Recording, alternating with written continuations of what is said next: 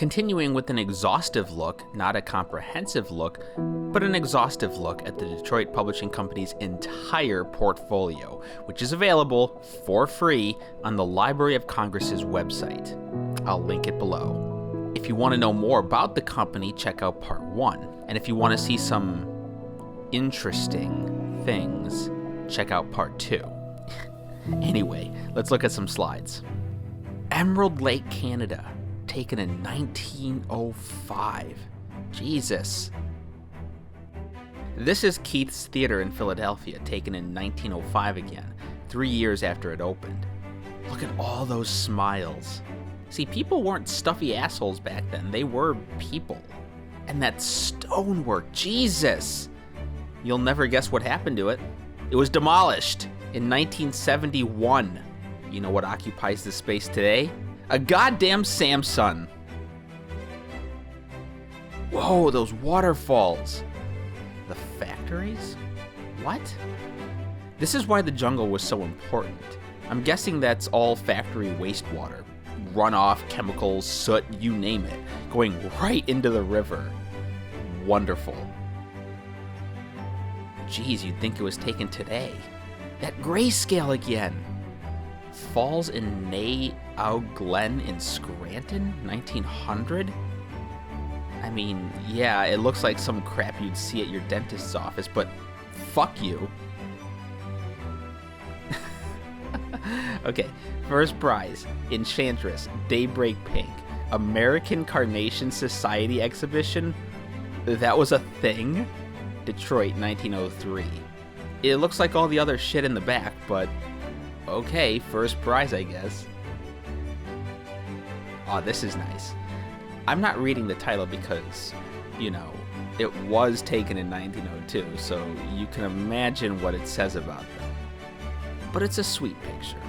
That kid in the back is having way too much fun. Oh, the Galveston flood! Yeah, so taken in 1903, this was a weird Coney Island attraction that went through several iterations. Morbid curiosity was a big thing back then, especially in a pre-television world without computers. So something like the Galveston flood, which was actually a storm that ripped through Texas, killing between 6,000 and 12,000 people, it sparked people's curiosity. People wanted to know what happened, and amusement park companies were all too eager to capitalize on that intrigue. So, what was this carnival attraction? Well, I'll read from the Galveston Monthly here. Galveston and its harbor were meticulously recreated in miniature, with intricate lighting, individual model buildings, working railroad cars, streetcars, and ships all electrically powered to portray the goings-on of an average workday. The mechanics required a large amount of electricity and were so advanced for their time that they were featured in national electrician magazines of the day. Each half hour, crowds poured into the auditorium to witness the tragedy for themselves. As the narrator explained the sequence of events, visitors would watch the progression of the storm, hundreds of buildings being washed away by torrential rains and wind, and fires erupting among the ruins of the city.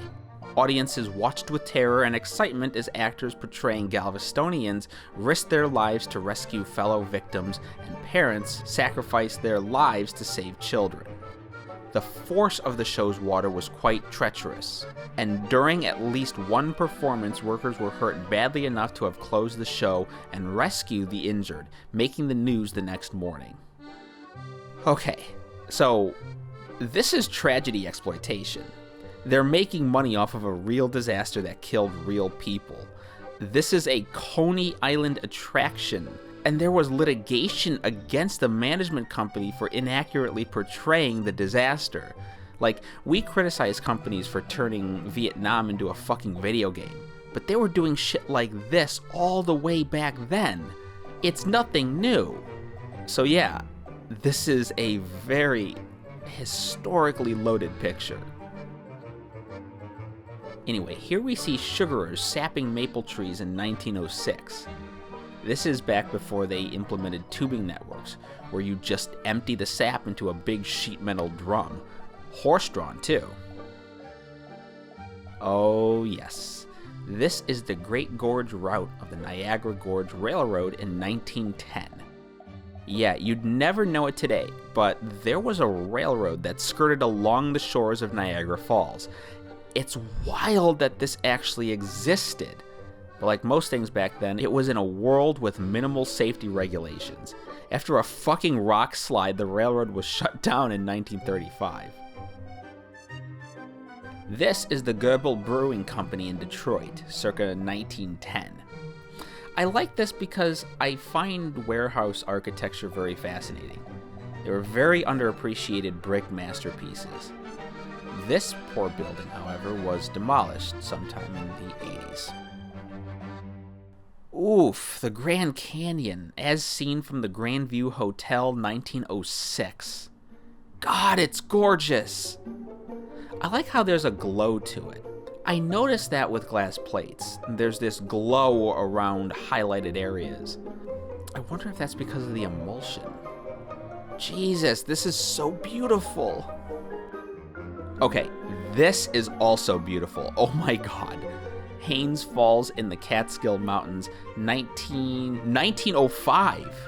Before television, people just had books where pictures like this were printed. Imagine living on a farm in rural Idaho and seeing something like this from a land practically on the other side of the country.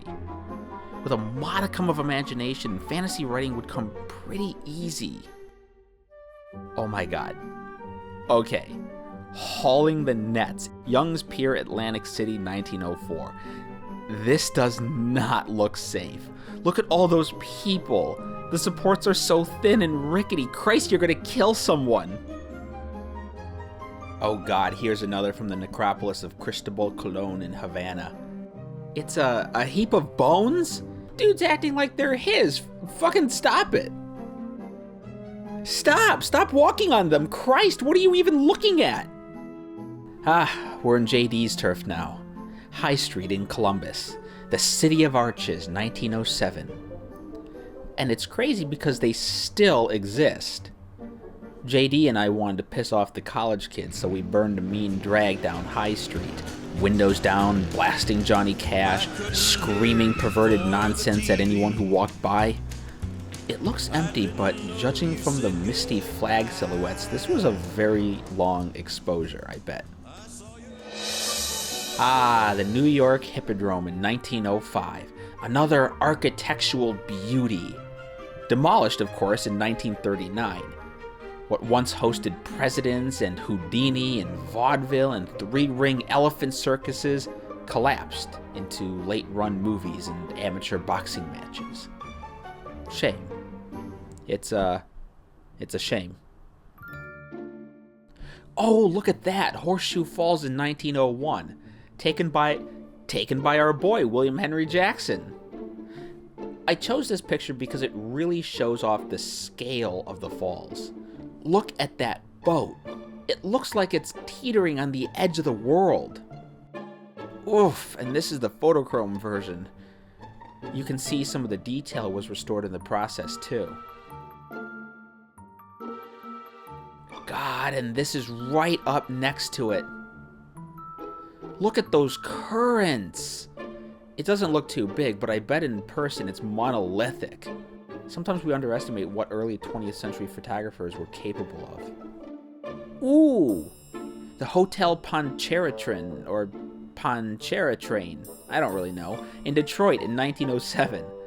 It looks like it was right there in the Campus Martius. All those trolleys. It was, of course, demolished in 1920. Oh, this is nice. Indian Basket Market in Mackinac, 1905. See, even back then, people would set up little shops on the side of the road to sell homemade goods. Got the whole family out there. Sweating in wool three-piece suits in the summer. These are the pictures we need to see more of. A portrait of what life was really like back then. What the fuck? Interior of the High Rock Spring in Saratoga, 1907? Okay, so this is the Governor's Spring. It's a natural spring mound whose water is said to possess natural healing properties. Okay then. Whoa, this almost looks fake.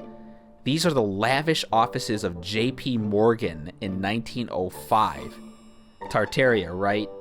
Actually, it's known as the Drexel Building, and it was beautiful, and ultimately demolished in 1914. It didn't even last 10 years. Oh, here's another one of those exploitative Coney Island attractions. This time, it's the Johnstown flood, the catastrophic disaster that destroyed Johnstown when their inadequate dam wall broke and killed 2,000 plus people. This was more of a stage play reenactment of the flood and not nearly as theatrical as the Galveston attraction. I think there was one other disaster attraction at Coney Island, the Mount Pelée eruption reenactment. No, I strike that. There's also the Pompeii eruption reenactment. They were all built for the World Expos, but then they moved to Coney Island. Fuck, man. The color just catches me so off guard. The photo was originally taken by William Henry Jackson, probably on that scam pleasure trip we talked about. Jeez, look at this. Life in Mexico in 1898. Hey, I know this picture. I'm using it for a Carnegie Library video. Taken in 1890, this shows off the enormous logging halls that permeated Michigan, especially the Mitt area, before we completely ravaged and deforested most of the state. Ooh, wait. Madison Street vestibule of the Chicago and Northwestern Railway Station?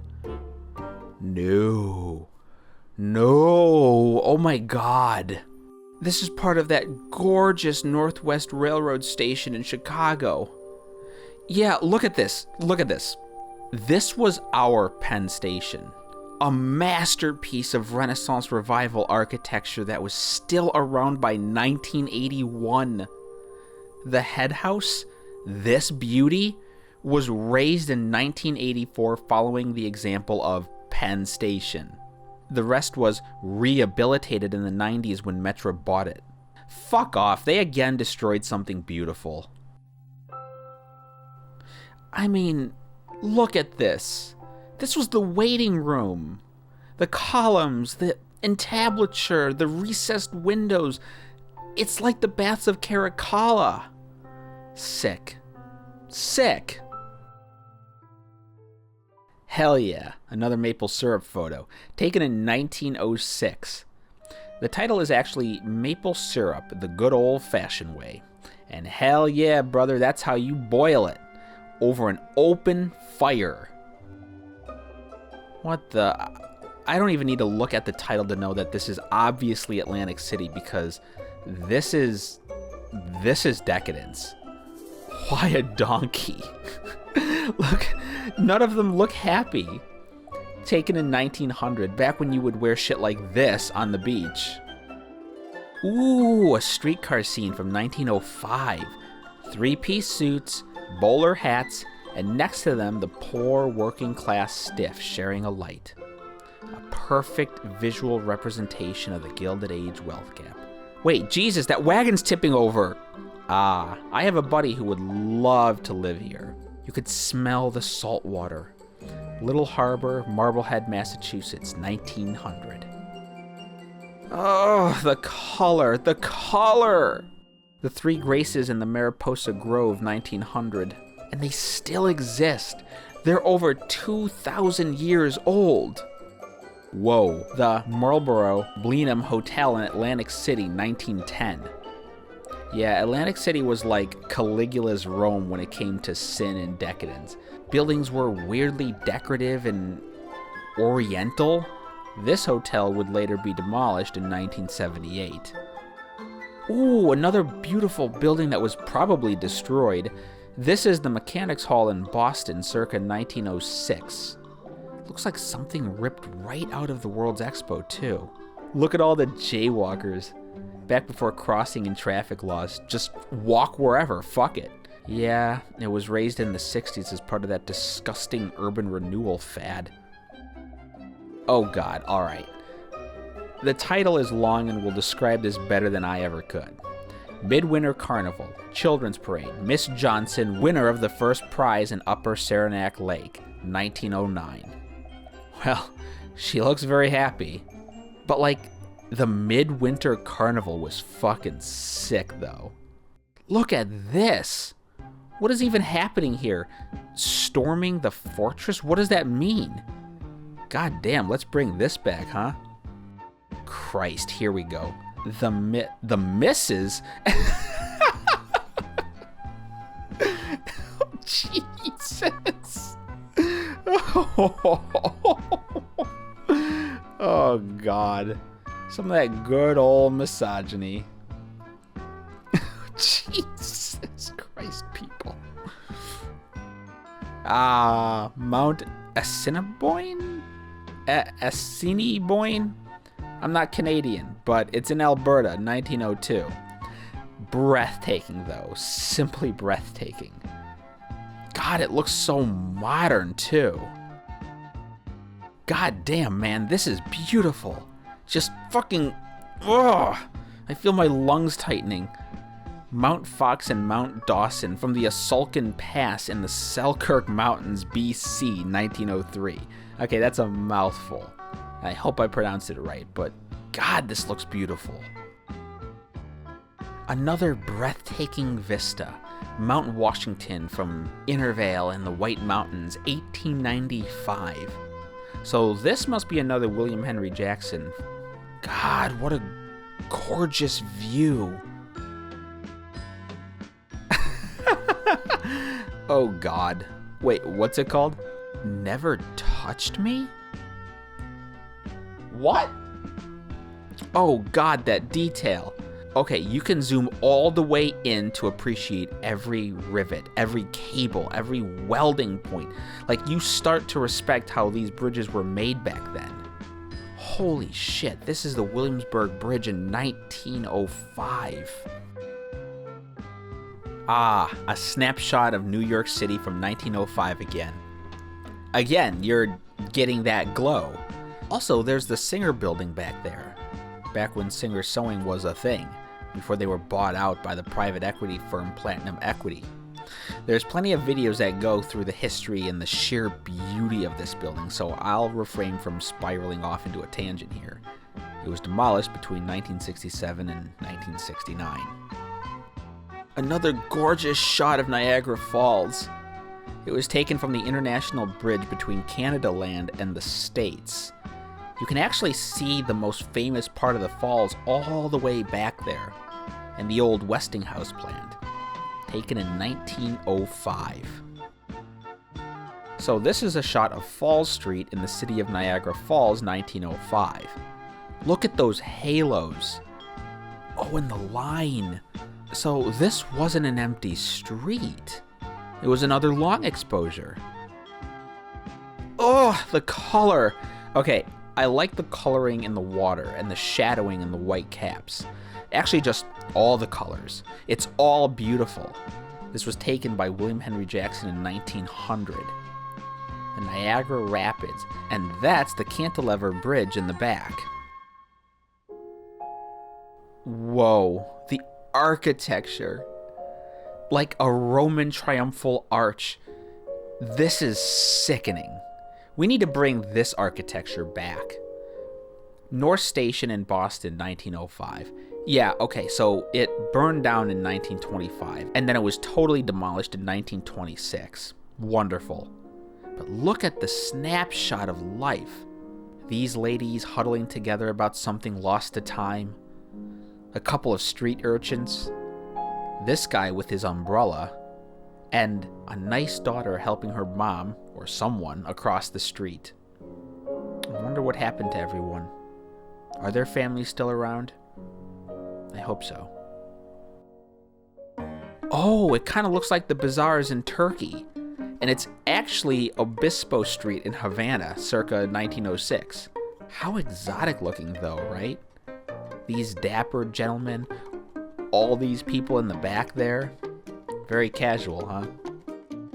This is the pier in Old Orchard, Maine in 1904. I just like seeing these old slice-of-life scenes.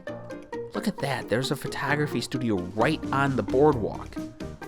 The pier still exists, by the way, but it's built up. off for a fishing trip in Whitefish Bay, Ontario, 1905. It's so wonderfully staged it could almost be a Peterson painting or something. Oh geez, another one. Old Ben, English Foxhound, 1900. Listen, he's a good boy. They're all good boys. It's actually kind of heartening when you think about it. Out of all the pets in that time, and we have this one, of old Ben, forever immortalized in the Library of Congress. You're a good boy, buddy. Always and forever. I say that, and it's immediately undercut by this. Old Heidelberg, 1905. What was even going on? Was Detroit Publishing secretly bankrolling a private pet photo operation?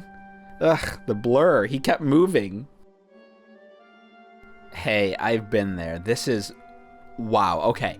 This is the Old State House in Boston, circa 1905. The Boston Massacre took place right out front, and now there's a big commemorative seal over the site. I happened to visit when John Katz and I were dispatched to cover the Witches' Sabbath in Salem. We never actually toured the place, but I picked up a couple of boxes of Boston tea, tax-free of course. It's crazy seeing it at the turn of the century. Now it's like half a gift shop, framed and buttressed on both sides by these enormous draconian skyscrapers. This was the trip where John Katz mailed $550 worth of stolen boat rope to his home in Petoskey. He got drunk in Gloucester and accepted a 1992 Zenith television from one of the sisters of Bobby Shatford. And speaking of Salem, this is the old witch house in Salem, circa 1906, not to be confused with Corwin House. This place, I have no idea where this is. I'm looking it up. The building here on the left is the pharmacy for Upton Frisbee. Oh, I take that back. This is the Corwin House. Here it is in 1856, Son's drugstore and the rest of the block. And here it is again in 1865. And there's the goddamn pharmacy. They built the stores right into the building. So when this photo was taken, the Corwin Witch House was used as rented space for apartments, an antiques parlor, and the drugstore. By 1940, it was threatened with demolition with the widening of North Street. So to save it, they moved the whole thing back. The building was then restored to its presumed 17th century appearance in 1945 by architects Frank Brown and Gordon Robb. So, like with everything else in Salem, they turned it into Disneyland. Oh god, the color. I keep saying that, but if you watched my first video, color, like depth and gradient in the photochrome process, had to be sculpted. This is the Palacio del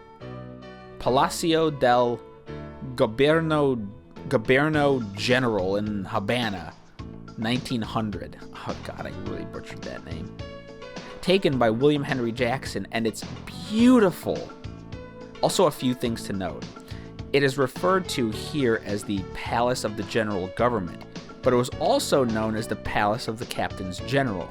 According to the photo, it's located in Habana, which is how you say Havana in Spanish. It actually still exists, minus the lavish paint job.